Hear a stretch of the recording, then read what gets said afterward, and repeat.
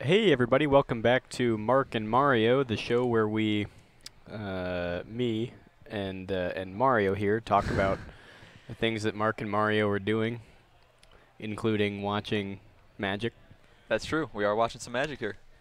Looks like this one is Temur Energy and Good Stuff. Drinking a beer. Like it. Why not? Temur Energy Good Stuff versus Grab and Grab Go. and Go. What is happening, right? So, Grab and Go is a red-black... like a Hot Pocket?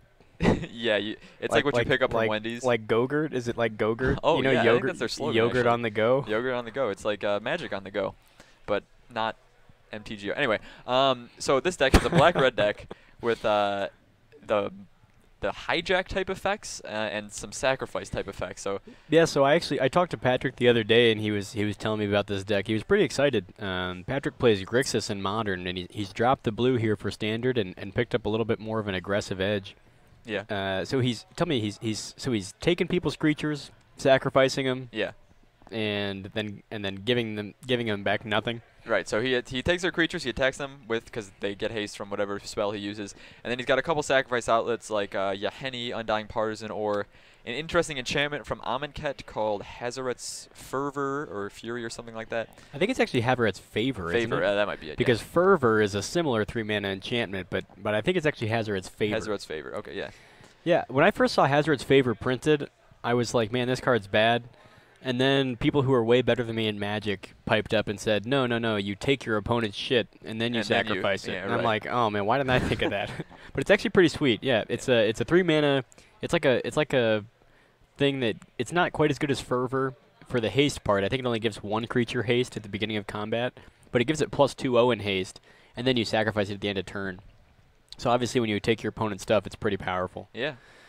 So it looks like Patrick. That's a Yahini that's out, right? No, that is the Glintsleeve Siphoner that we Glintsleeve saw last Siphoner. game. Okay. And then he played Lanthnu Hellion this turn, which is actually so good with Glintsleeve Siphoner. So for Lanthnu Hellion, you have to... it's a 4/4 haste, but you have to pay 2 energy at your end step, otherwise you sacrifice it.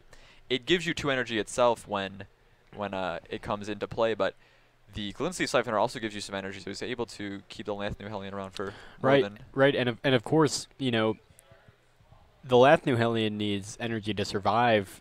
This 2/1 menace though, this Glintsleeve Siphoner, you don't really care if you're not, if you're out of energy. Right. It's still it's a 2-mana 2/1 menace, not a bad creature.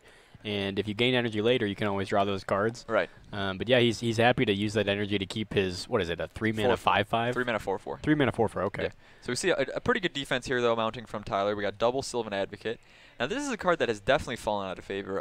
Oh my god, is that still legal? It is still legal. Wow. So hopefully get watched. Temur has not played this at all, so Tyler is definitely not on the most conventional Temur lists that have been cropping up a lot lately.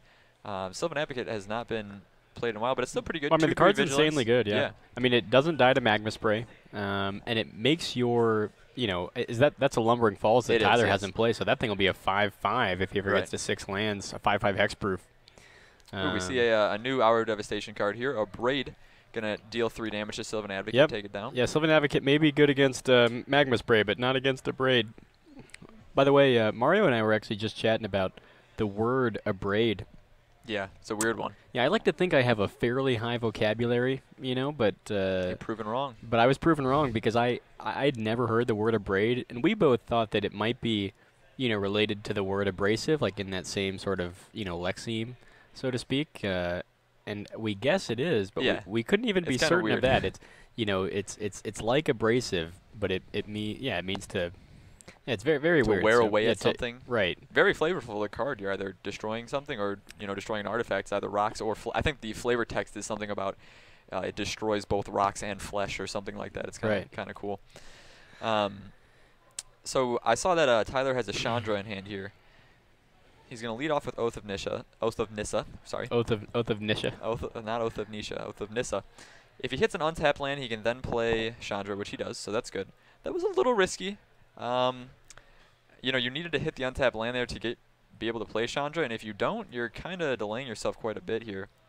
He also has 2 Nissa Steward of Elements. That's interesting. So yeah, definitely a different take on Temur. Still looks pretty good. Yeah, Nissa Steward of Elements is an interesting one in this format. I don't like killing the Lanthnu Hellion there though. You can't block Glintsteel Siphoner because it has Menace. Yeah, he's just gonna lose his Planeswalker. Lanthu Hellion was going to die there anyway because he only has 1 energy left.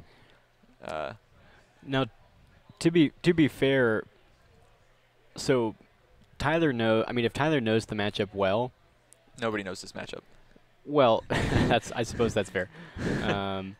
But I wonder if Tyler knew that he wasn't going to be able to block anyway because his opponent's going to take his Sylvan Advocate for the turn. He almost certainly didn't know that. If nobody expects these, well, these hijack effects. The alternative is that he didn't know this thing had Menace, right? That's possible. And I think he knew it had Menace. Yeah. So I wonder if Tyler was privy enough to know, you know what, I need to kill the one with more power because he's going to take my creature anyway next turn. So we see Patrick's deck in action here. He's gonna steal the Sylvan Advocate with the Wrangle, and then with Hazoret's Favor he gives it +2/+0, but he gets to sacrifice it at his end step. He doesn't care. That's his opponent's creature, and now Tyler has nothing. Well, he doesn't have nothing. He has a Lumbering Sure. Falls, but he doesn't have the energy to make green mana to activate it. He does not. So that's a problem. And anything that he would do to give himself energy right now would take him off the mana Right, it would to activate require green Lumbering mana, Falls. sure.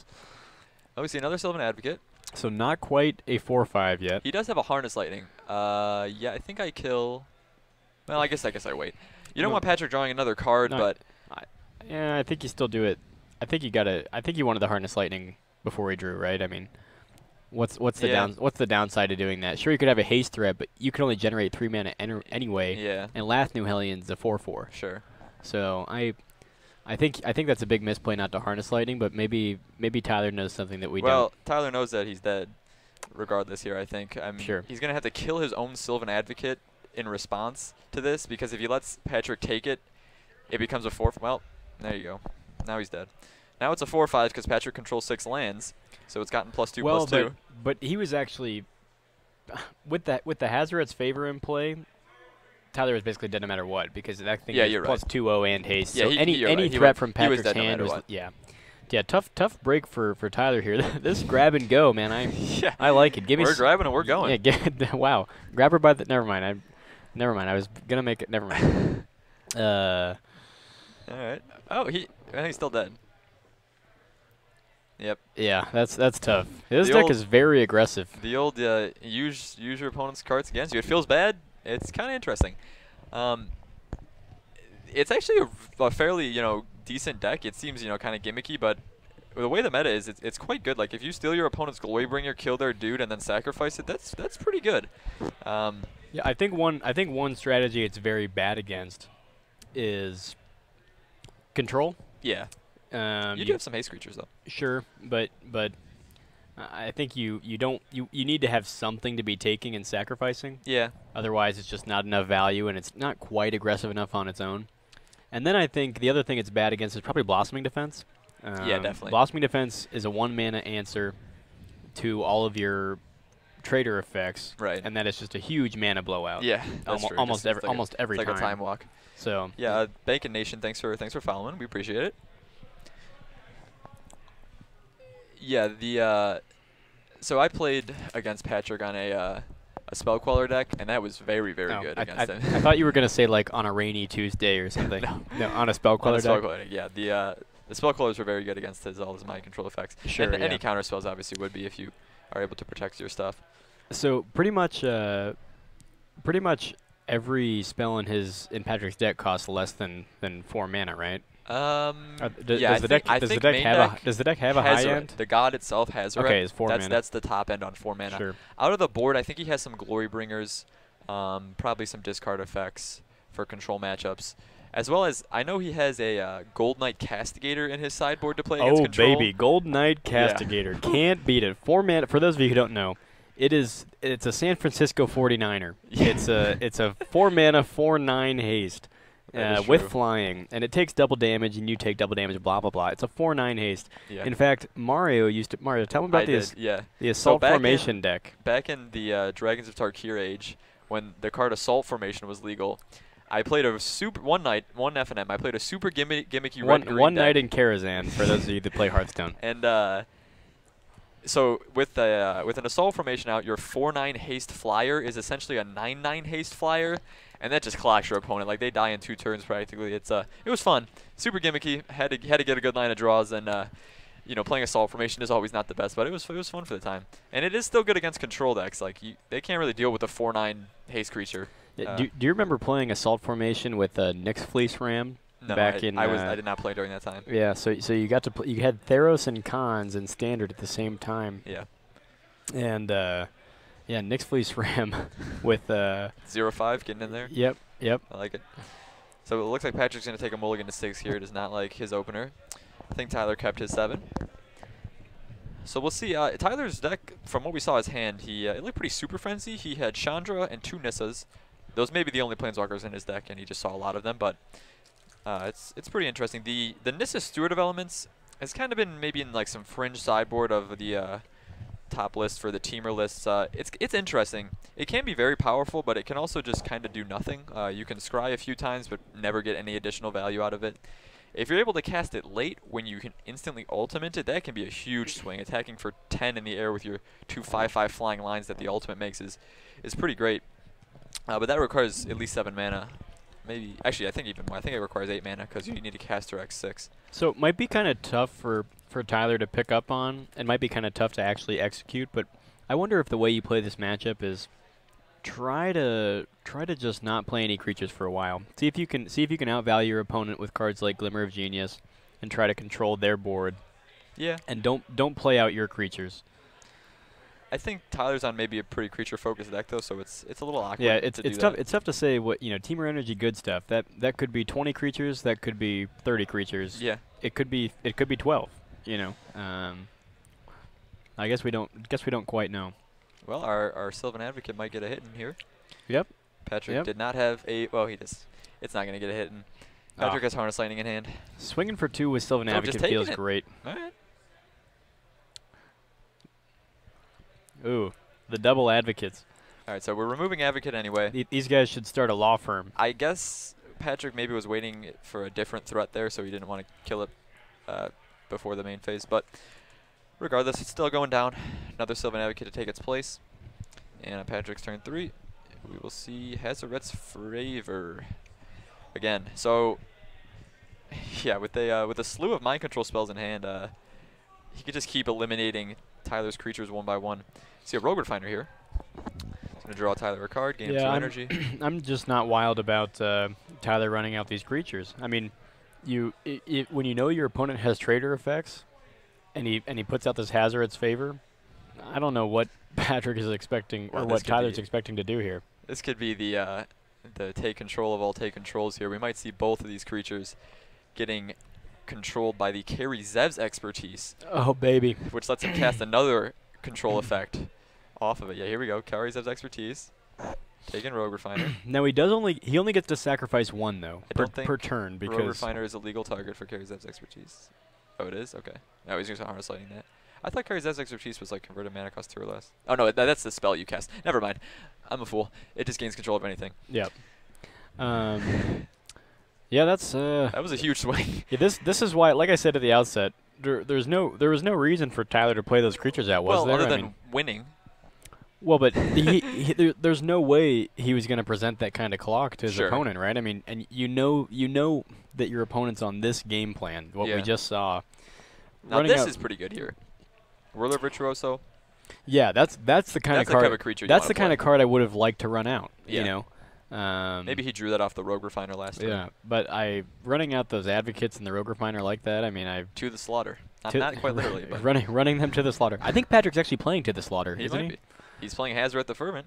Yeah, I'm pretty sure he's playing to the slaughter. I don't think he triggers Delirium all that easily, though he can always put Hazoret's Favor in the graveyard somehow. Right. He does have enchantments. And discard effects. But either way, To the Slaughter is a great card. You can also make yourself sacrifice with To the Slaughter in a pinch. Sacrificing his Hazoret? Oh, I think he opted not. He had to opt not. Yeah, okay. He opted not to use the Hazoret's Favor on Hazoret the Fervent. That would be kind of a flavor fail, so I'm glad he didn't do that. Also, sacrificing your 4 mana haste and Indestructible God doesn't seem great. We saw a Thopter made there to block it, which is actually quite good. The Whirler Virtuoso against Hazoret. Oh, but we're getting in there? All right. Attack for 2, sure.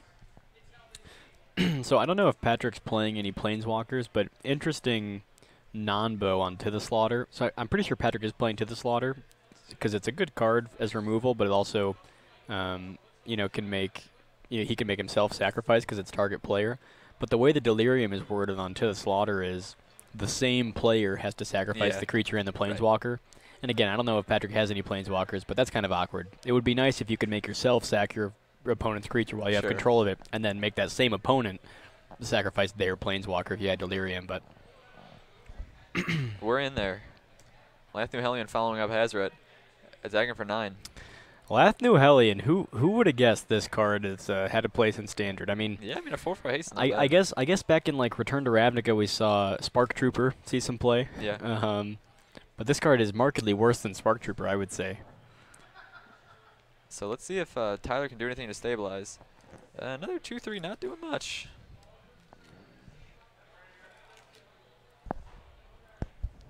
Unless Tyler has some way to instant speed a land into play.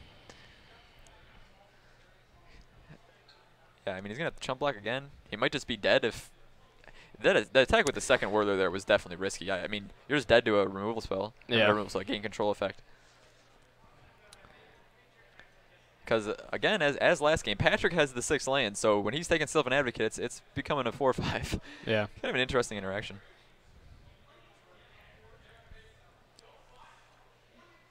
All right, we're attacking for 9. Just beating away. So I wonder what this card in Patrick's hand is. Yeah, he drew it for the turn. It doesn't really matter what it is because he can just discard it to Hazoret and do 2 damage. Sure. So if it's a land... Oh, okay, he's gaining 3 energy to make a Thopter. Yeah. And Yeah, World of block Hazoret. Virtuoso, key card in this matchup. Definitely, very good. definitely very good. I was wondering what kind of answers Tyler would have to a strategy like this, and World of Virtuoso is definitely part of the answer. Yeah. All right, so we see a Glint Sleeve Siphoner here. So that's not great.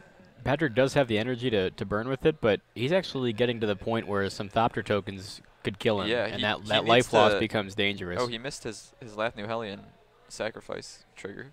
He had to use 2 energy there to get rid of Lathnu, or to keep Lathnu Hellion alive. Oh, yeah, someone... I think you need to remind him, yeah. Cause Yeah, I think, Patrick... yeah, someone should let Patrick know. There you go. Okay, there we go. Yep. Glorybringer, that actually looks really good here. Really, really good. Is he just... Yeah, that's lethal. All right. That's very good. Glorybringer. Kill the 2/1. Oof. Miss lethal. Oh no. That's unfortunate. Yeah, if you just kill the blocker there, if you just attack kill the for blocker, 10. you swing for 4, 5, 6, 7. Yep. Well, Oof. I think he knows he's in a pretty good spot, unless you if Patrick has Mind a trader. controls Yeah, if Patrick has Glorybringer? if he traders this Glorybringer. Because all trader effects read that they untap the creature and give Yeah. it haste. Oh my, that was a very Yeah, that's incredibly mistake. Yeah, I mean you got to swing for lethal there when you can. Your opponent had no cards in hand and the line was clear. Yeah, it looks like Patrick doesn't have it because I think he would have slammed it already. Yeah. But that's a big misplay on Tyler's part. Oh, because now especially he's got to take some turns to win because he's not going to be able to attack with Glorybringer again next turn as it exerted, and then he's going to have to try to get through these. Oh, it's a Hazard's favor. Damn. All right. If that was like a Karizev's expertise or something. Yeah, that would have. No, if you exert your opponent's, if you take your opponent's Glorybringer and exert it, when you give it back, it's exerted. Yeah, I think yes, it would be. Right. Yeah. Yeah, no, that's pretty funny. Yeah, that's Glorybringer really strong. Is a very bad matchup for these Sure. mind control Now, effects. is Patrick playing his own Glorybringers? Do we know? He used to have them in the sideboard. I don't know if they're Okay. still there. Nice. He put 2 Hazoret's favor here on the Glint Sleeve Siphoner, which is going to make it a 6/1 menace. So Tyler's going to block there and fall to, or not fall to anything. He's going to lose his 2 World of Virtuosos. Yeah. So so Tyler can just get in the air so here. Good. What? Wow, he drew Kiora. The gold Kiora. Nobody has played this Kiora. She's It's really a blue-green good. planeswalker. It's very good. It untaps Glorybringer. Oh my God, yeah. Wow. That's a combination right there. Yeah, the big synergies here from Tyler. Right after sometimes you have the big misplays into the big synergies. Sure. He still doesn't have lethal, unfortunately, because of the missed attack last turn. Well, that's probably lethal. No. 1, 2, 3, 4. Why are we attacking with Sylvan Advocate? Oh yeah, it's a 2-3, not a 4-5. He does. Did he mean to play a land? I don't know. That was inexplicable. Maybe Tyler's a newer player, new with the deck, or maybe he's nervous. You know, being on camera sometimes makes you a little bit nervous. Sure, maybe he. I wonder if he has a land in hand and thought he played it or something. That's also possible. So far we've missed lethal. We've slammed. No, it's not. It's not game. Oh yeah, it is actually because he gets +2, +6, +0. Oh my goodness. Wow. Well, yikes. Yeah, that's a hard one to watch because. Well, I guess Tyler was dead regardless if he didn't attack with Sylvan Advocate there, because the Glorybringer that he stole could have killed the Sylvan Advocate. But yeah, missing lethal on that turn obviously cost him the game, and it's rather unfortunate. I really like the synergy there of Kiora plus Glorybringer. It's really interesting. You know, it's probably not played because it's kind of win-more-y. Like, you don't really need to untap your Glorybringer. You're already winning when you play your Glorybringer usually, but it's definitely interesting. Patrick's deck, I like it. It's cool. Yeah, I know what you say about the win more with Glorybringer. For a while in Standard, I thought about playing Arlen Cord with Glorybringer, and I think that combination still is super powerful. Yeah. But in the way Maybe that you he say, was. it's kind of like a win more. Yeah. So we see Patrick take that game 0-2 pretty fast, so we'll be back for round 3 in maybe 20 or 30 minutes. Just a reminder, guys, we do have subscription functionality now on our channel for Top Deck Productions since we are an affiliate. So if you like the stream or commentating the games, if you like watching Standard or like watching Modern, which we will alternate between, please consider subscribing. It helps support us, helps our stream stay alive, and even make some improvements. So. Yeah, and we've also got a Patreon going for the stream, and maybe we'll get a link up here in chat. It's a good additional way to get involved. Supporting the stream helps us keep the quality on the content high. I just became a sustaining member of the Patreon like a couple weeks ago. Pretty easy way to stay involved. You can do a one-time donation or a sustaining membership, whatever you want to do. But yeah, we'll get a link for that in chat. And anyway, we'll see you for round 3. Yep. Coming up here. Stay tuned, guys. Thanks.